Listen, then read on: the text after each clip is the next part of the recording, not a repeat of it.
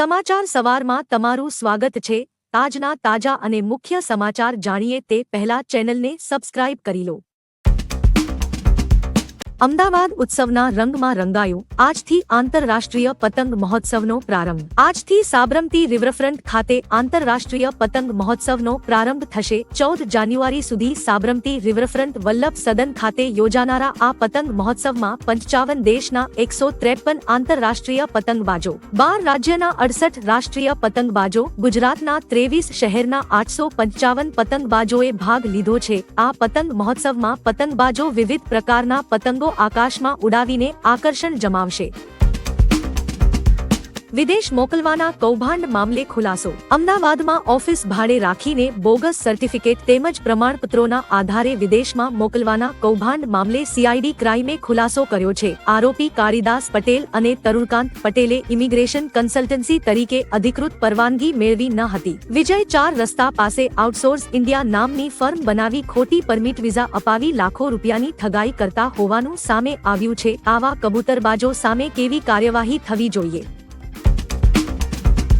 7 વિદ્યાર્થીને માર્યા અને 1 હોસ્પિટલમાં દાખલ। વલસાડની નેશનલ ઇંગ્લિશ સ્કૂલમાં પ્રિન્સિપાલે 7 વિદ્યાર્થીઓને માર્યાનો આક્ષેપ થયો છે। 7 પૈકી 1ની તબિયત લથડતા હોસ્પિટલમાં સારવાર અર્થે દાખલ કરવો પડ્યો છે। વિદ્યાર્થીના હાથ અને પગના ભાગે ઈજાના નિશાનો મળતા વાલીઓએ જિલ્લા શિક્ષણાધિકારીને રજૂઆત પણ કરી છે। સોમવારથી તપાસ શરૂ કરવામાં આવશે તેવી વાલીઓને ખાતરી અપાઈ છે। શાળામાં સુવા તેમજ મસ્તી બાબતે સજા આપી હોવાનું કહેવાઈ રહ્યું છે। રખડતા કૂતરાને કારણે થયો ઝઘડો, કોર્ટમાં પહોંચ્યો મામલો। અમદાવાદના પાલડી વિસ્તારમાં રખડતા કૂતરાના કારણે 2 પડોશી વચ્ચે ઝઘડો થયો હતો। આ મામલો એવો મોટો બન્યો હતો કે તે હાઈકોર્ટ સુધી પહોંચી ગયો હતો। આ કેસમાં હાઈકોર્ટે કૂતરાને ખવડાવનાર પાડોશીને અને કોર્પોરેશનના વોર્ડના કર્મચારીને 3 દિવસ સુધી આખી સોસાયટી સાફ કરવાની સજા ફટકારી છે। આ મામલે તમે શું કહેશો? કમેન્ટ કરી જણાવો। આગળ મહત્વના સમાચાર હજુ બાકી છે, તેની શરૂઆત પહેલા વિડીયોને લાઇક કરીને તમારો સહકાર આપો।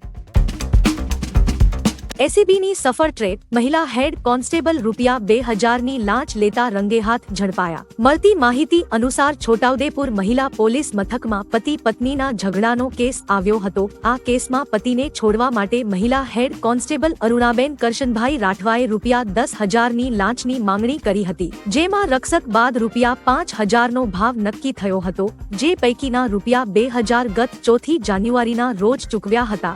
બાકીના 3,000 શનિવારે આપવાનો વાયદો આપવામાં આવ્યો હતો।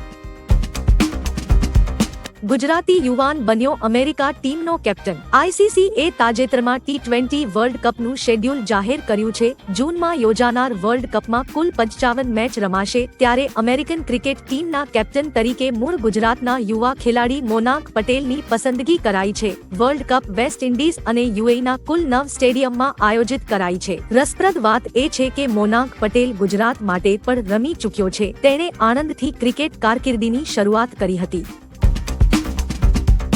ખેડૂતોની સહાય માટે નવું પોર્ટલ લોન્ચ। ખેડૂતોની મદદ માટે કેન્દ્ર સરકારે એક પોર્ટલ લોન્ચ કર્યું છે। દેશને કઠોળ બાબતે આત્મનિર્ભર બનાવવા આ પગલું લેવામાં આવ્યું છે। અમિત શાહે આ વિકસિત વેબ પોર્ટલ લોન્ચ કરતા કહ્યું કે ખેડૂતો તેમની પેદાશો સીધી નાફેડ અને એનસીસીએફને વેચી શકે છે। આ પ્લેટફોર્મ દ્વારા તુવેર દાળના વેચાણ માટે ચૂકવણી માટે 25 ખેડૂતોને 68 લાખ રૂપિયા ટ્રાન્સફર કર્યા છે। આ વ્યવહાર ડાયરેક્ટ બેનિફિટ ટ્રાન્સફર દ્વારા કરવામાં આવ્યો હતો।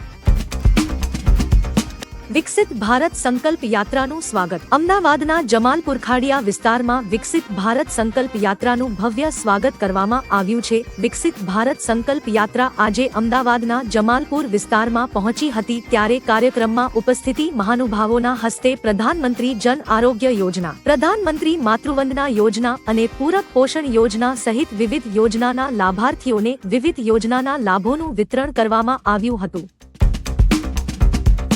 મહિલાઓ માટે આવ્યા ખૂબ સારા સમાચાર। કેન્દ્ર ઇલેક્ટ્રિક વાહનોને પ્રોત્સાહન આપવા માટે કામ કરી રહ્યું છે। તેના ભાગરૂપે ફેમ 3 યોજના રૂપિયા 33,000 કરોડની ફાળવણી સાથે લાવનાર છે। ફેમ 2ની આગળની કડી અંતર્ગત આવનાર આ યોજના હેઠળ 2 વ્હીલર, 3 વ્હીલર અને 4 વ્હીલર વાહનો પર સબસિડી મળશે। આ યોજના 31 માર્ચ 2024ના રોજ સમાપ્ત થશે। મહિલાઓના નામે નોંધાયેલા વાહનો પર 10% વધારાનું ડિસ્કાઉન્ટ પણ આપવામાં આવશે।